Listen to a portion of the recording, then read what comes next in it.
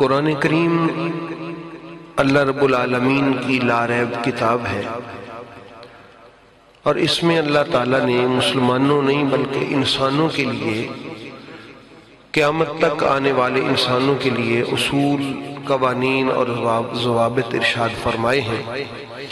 تو بالخصوص مسلمانوں کے لیے تو اس میں اللہ پاک نے ہر قسم کی وہ بات ارشاد فرمائی جس سے ایک مسلمان خوبصورت اور اچھی زندگی گزار سکے۔ اسی حوالہ سے میں نے قرآن کریم کی سورہ مبارکہ صاد کی ایک آیہ کریمہ پڑھی کہ وَاذْكُرْ فِي الْكِتَابِ اِدْرِيسَ إِنَّهُ كَانَ صِدِّيقًا نَبِيًّا، کہ اے میرے محبوب آپ پیارے ادریس علیہ السلام کا ذکر کریں، وہ صدیق بھی تھا اور میرا نبی بھی تھا۔ اور کبھی ابراہیم علیہ السلام کے بارے میں کہا کہ وَاذْكُرْ فِي الْكِتَابِ إِبْرَاهِيمَ إِنَّهُ كَانَ رَسُولًا نَبِيًّا، کہ وہ میرا رسول بھی ہے، میرا نبی بھی ہے۔ کبھی کسی نبی کا نام لیا، کبھی کسی نبی کا نام لیا۔ اصل میں مقصد ہے یاد الہی میں رہنا، مقصد ہے ذکر الہی کرتا رہنا، مقصد ہے اپنے آپ کو غفلت سے بچائے رکھنا۔ اور اس کا طریقہ ہے کہ جس طرح ہم نماز پڑھتے ہیں یہ بھی اللہ کا ذکر ہے، کوئی کلمہ پڑھ لیتے ہیں تو یہ بھی اللہ کا ذکر ہے، کوئی درود پاک پڑھ لیتے ہیں تو یہ بھی اسی ذکر کی ایک صورت ہے۔ قرآن کریم کی تلاوت میں اگر وقت گزرتا ہے تو وہ بھی اللہ کے ذکر کی ہی ایک صورت ہے۔ تو یہ اصل میں جتنی بھی صورتیں ہیں مقصد تو اللہ کا ذکر ہے۔ اسی طرح اللہ تعالیٰ نے ارشاد فرمایا کہ میرے ذکر کی ایک صورت میرے بندوں کا ذکر کرنا بھی میرے ذکر کی ایک صورت ہے۔ کبھی کسی نبی کا، کبھی کسی رسول کا، کبھی پیغمبر کا، کبھی کسی میرے صالحین کا، یہ ذکر تم کرو، ان کی زندگیوں کو پڑھو، ان کی زندگیوں کو پڑھ کے سناؤ۔ اس کے دو فائدے ہوتے ہیں، ایک تو ان کو یاد کرنے سے تمہارا یہ وقت جو ہے یہ میرے ذکر میں گزرے گا، دوسرا ان کا ذکر کرنے سے تمہیں زندگی گزارنے کا سلیقہ اور حوصلہ نصیب ہوگا۔ ہم یقیناً جب کسی اللہ کے نبی کی زندگی کو پڑھیں گے، اللہ کے کسی رسول کی زندگی کو پڑھیں گے تو اس میں اس کا ذکر کرنے سے ثواب ہوگا، یہ ایک الگ مسئلہ، ثواب تو ہوگا، اور وہ بالکل اللہ کی پاک بارگاہ میں گنا بھی ایسا ہی جائے گا کہ اس نے میرا ذکر کیا ہے، لیکن اس سے ہوگا کیا، ہمیں زندگی کا سلیقہ بھی آئے گا، زندگی گزارنے کا طریقہ بھی آئے گا کہ انہوں نے ایسے زندگی گزاری، اس موڑ پہ زندگی کے اس مرحلے پہ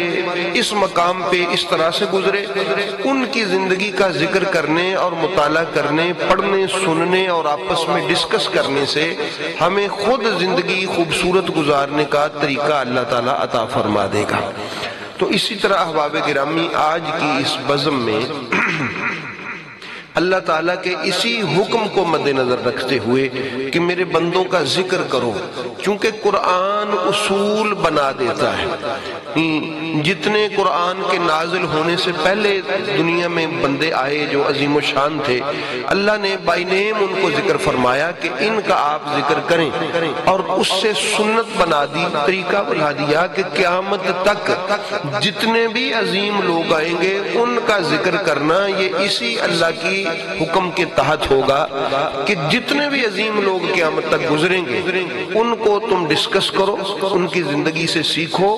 ان کی زندگی سے زندگی گزارنے کے طریقے سیکھتے چلے جاؤ۔ تو احباب گرامی ان میں سے چونکہ یہ بڑا مختصر سا وقت ہوتا ہے، بالخصوص سردیوں میں مغرب سے عشاء تک کا، تو میں چند منٹوں میں، یہ منٹوں کی حاضری ہے جو ہماری یہاں پہ ہے، تو ایک ایسی ہستی کہ جن کے ذکر سے ہمارے دلوں کو قرار ہے، جن کے ذکر سے ہماری شریعت کے میدان میں، طریقت کے میدان میں اور ہمارے فکر کے میدان میں ایک بہار ہے، وہ حضرت جناب سیدنا ابو بکر صدیق رضی اللہ تعالی عنہ ہیں۔ حضرت علامہ قسطلانی رحمت اللہ تعالی علیہ، ان کی ایک کتاب ہے، بخاری شریف کی شرح کی ہے انہوں نے، ارشاد الساری بخاری شریف کی شرح ہے، اس میں وہ ایک واقعہ اور حدیث پاک لے کے آئے ہیں، بڑا خوبصورت ہے۔ اگر آپ محبت کے کان، دل کے کانوں سے اس کو ذرا سنیں گے تو انشاءاللہ العزیز لطف آئے گا۔ اور ایک بات ہی ایسی خوبصورت ہے، میں سمجھتا ہوں کہ یہ ایک بات ہی ہماری محفل کے پورا ہو جانے کے لیے کافی ہے۔ ایسی عظیم و شان بات ہے۔ حضرت جناب تاجدار صداقت حضرت ابوبکر صدیق رضی اللہ تعالی عنہ کی بارگاہ میں انہوں نے لکھا کہ ایک مرتبہ میرے محبوب تشریف فرما تھے، صحابہ کرام بھی حاضر خدمت ہیں، جناب ابوبکر صدیق اپنا ایک واقعہ سنا رہے ہیں، اپنا ذاتی ایک واقعہ۔ آپ فرماتے ہیں جب میں چھوٹا سا تھا، 3-4 سال کا، میرا والد مجھے بت خانے لے گیا اور مجھے جا کے اس نے کہا کہ یہ جو بت ہے یہ تیرا عظیم خدا ہے، اس کو سجدہ کر۔ میں نے اس بت سے جا کے کہا کہ اگر تو میرا خدا ہے تو میرے ساتھ بات کر، مجھے بھوک لگی ہے، مجھے کھانا دے، کوئی کپڑا وغیرہ دے۔ تو وہ تو بت تھا، اس نے میرے ساتھ کیا بات کرنی تھی۔ میں نے ایک پتھر اٹھایا اور اس بت کے منہ پہ دے مارا، اور اس زور سے وہ پتھر اس کے لگا، اس میں کوئی خدائی طاقت تھی، ورنہ ایک بچے کے پتھر مارنے سے کسی بت کا نقصان نہیں ہوتا۔ وہ آپ سمجھیں کہ اس میں کوئی غیبی طاقت اللہ تعالیٰ نے اس پتھر میں رکھی کہ وہ ٹوٹ گیا۔ وہ کہتے ہیں کہ میرا والد ناراض ہوا، چونکہ اس کی تو عقیدت تھی، اس نے مجھے تھپڑ مارا میرے والد نے، اور گھر جا کے میری ماں سے میرا یہ واقعہ بیان کیا کہ آج تیرے اس بیٹے نے بڑی بدتمیزی کی ہے، جس کی ہم پوجا کرتے ہیں اس کے منہ پہ اس نے آج پتھر مارا ہے اور بے ادبی کی ہے۔ تو ان کی ماں نے آگے سے کہا، انہوں نے کہا کہ اس کو رہنے دیجئے، یہ جس حال پہ ہے۔ اس کے بارے میں آپ کو بتاتی ہوں کہ جب یہ میرے پیٹ میں تھا تو مجھے غیب سے آواز آئی تھی۔ عظیم لوگ ہی ہوتے ہیں۔ حضرت امام اعظم ابو حنیفہ رحمۃ اللہ تعالی علیہ سے کسی نے پوچھا تھا کہ اسلام لانے میں حضرت علی اول ہیں یا حضرت ابوبکر صدیق اول ہیں؟ یہ بھی ایک بات ہے کہ حضرت ابوبکر صدیق اور حضرت علی وہ بچوں میں اسلام پہلے لے آئے، یہ بڑوں میں لے آئے، لیکن حضرت امام ابو حنیفہ نے بڑی خوبصورت بات کہی تھی۔ انہوں نے کہا یہ جو دو ہستیاں ہیں نا، مولا علی کی اور جناب ابوبکر صدیق کی، ان کے بارے میں آپ یہ نہ کہیں کہ پہلے کون اسلام لایا اور بعد میں کون اسلام لایا، یہ پیدا ہی اسلام پہ ہوئے تھے۔ یہ پیدا ہی کس پہ ہوئے تھے؟ اسلام پہ۔ یہ ہمارے بزرگوں کا کیا خوبصورت عقیدہ ہے ایسی عظیم ہستیوں کے بارے میں، اور اس کے لیے یہ ایک خوبصورت روایت ہے امام ابو حنیفہ رحمۃ اللہ تعالی علیہ رضی اللہ تعالی عنہ کے اس قول کی کہ آپ فرماتے ہیں کہ میری والدہ نے کہا کہ مجھے غیب سے آواز آئی کہ یا امت اللہ ابشری بالتحقیق، اے اللہ کی بندی تجھے خوشخبری ہو اس بات کی کہ تو اس بات پہ خوش ہو جا۔ اور کیا انہوں نے خوشخبری کی؟ بالولد العتیق اسمہ فی السماء صدیق وبمحمد صاحب و رفیق، کہ یہ جو تیرے پیٹ میں بچہ ہے نا، یہ ایک آزاد بچہ ہے، یہ اس زمانے کی برائیوں سے آزاد ہوگا، جو اس معاشرے میں جہالت کے دور میں جو برائیاں ہیں اس کا قیدی نہیں ہوگا، یہ آزاد ہوگا۔ اسمہ فی السماء الصدیق، اور آسمانوں میں اس کا نام اللہ نے صدیق رکھا ہے۔ آسمانوں میں اس کا نام اللہ نے کیا رکھا ہے؟ اور یہ حضور مولا علی علیہ السلام کا بھی ارشاد گرامی ہے کہ جناب ابوبکر صدیق کا یہ جو نام ہے نا صدیق، یہ زمین کا رکھا ہوا نام نہیں ہے، یہ آسمانوں پہ پکارا جانے والا نام ہے۔ تو اس لیے احباب گرامی پھر فرمایا وب محمد صاحب و رفیق، اور یہ جو تیرا بیٹا تیرے پیٹ میں ہے جو ابھی پیدا نہیں ہوا، یہ جو محمد صلی اللہ علیہ وآلہ وسلم ہوں گے، ان کا صاحب ہوگا، ان کا صحابی ہوگا، ان کا دوست ہوگا اور ان کا رفیق ہوگا۔